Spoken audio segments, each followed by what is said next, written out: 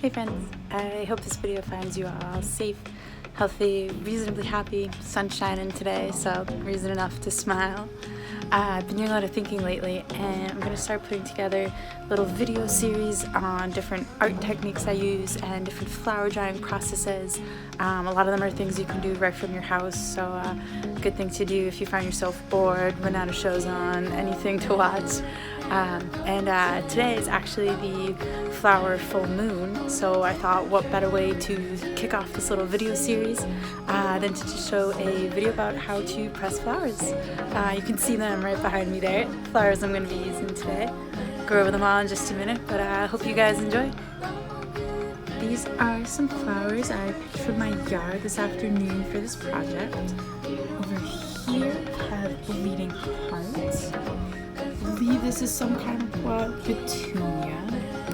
I have some muscari right here, that beautiful kind of little bell shape. Some kind of wild daisy, not sure the variety. And then we have some beautiful moss phlox right there.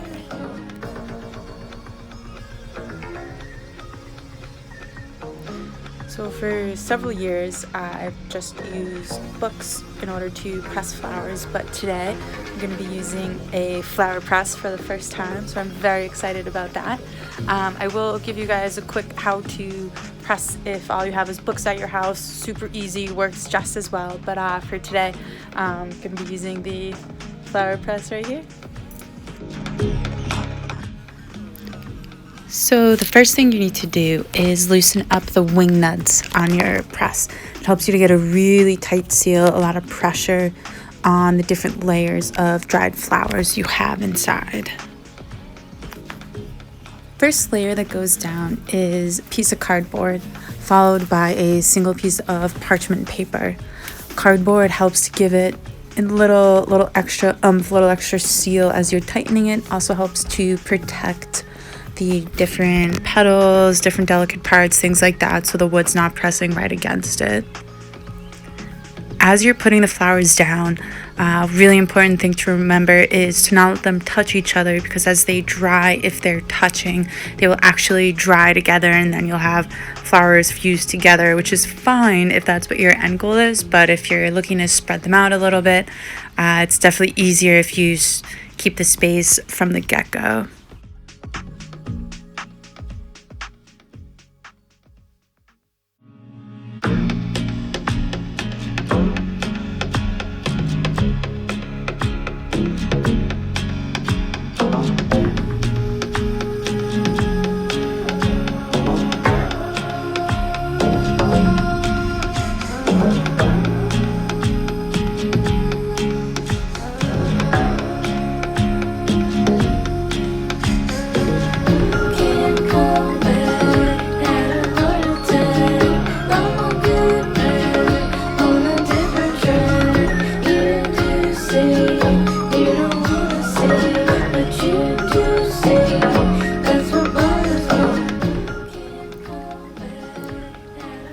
Once you have placed down all of your flowers, the next step is to put down a top sheet of parchment paper over the top, followed by another piece of cardboard on top of that piece of parchment paper.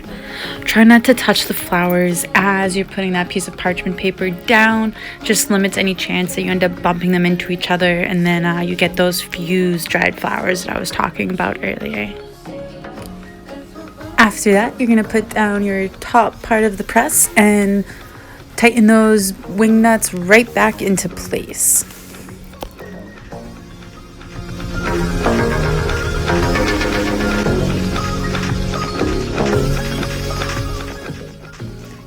Lastly, I always like to write the date that I initially pressed them, just that way I know how long they've been in the press, so I can make sure that they are fully dry by the time I open it.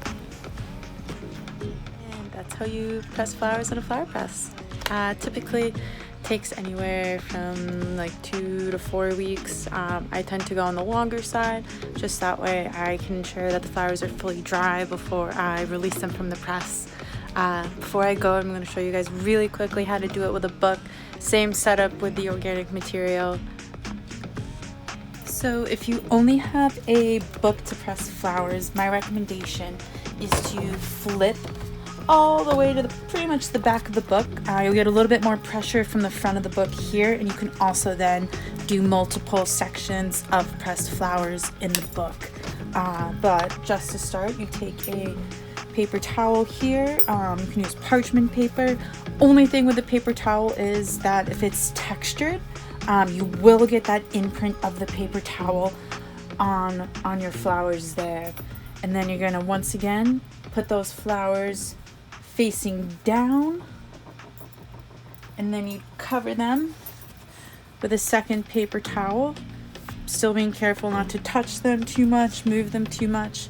Then you'd close your book up, and then you'd want to put a weight on top, whether that be another book, it could be several books, big old rock, something like that. And then again, give them anywhere from about 2 to 4 weeks, and you should be good to go and start crafting them. Hope you all enjoyed this little video here. There's more to come, but until then, take care, stay safe, and go press some flowers.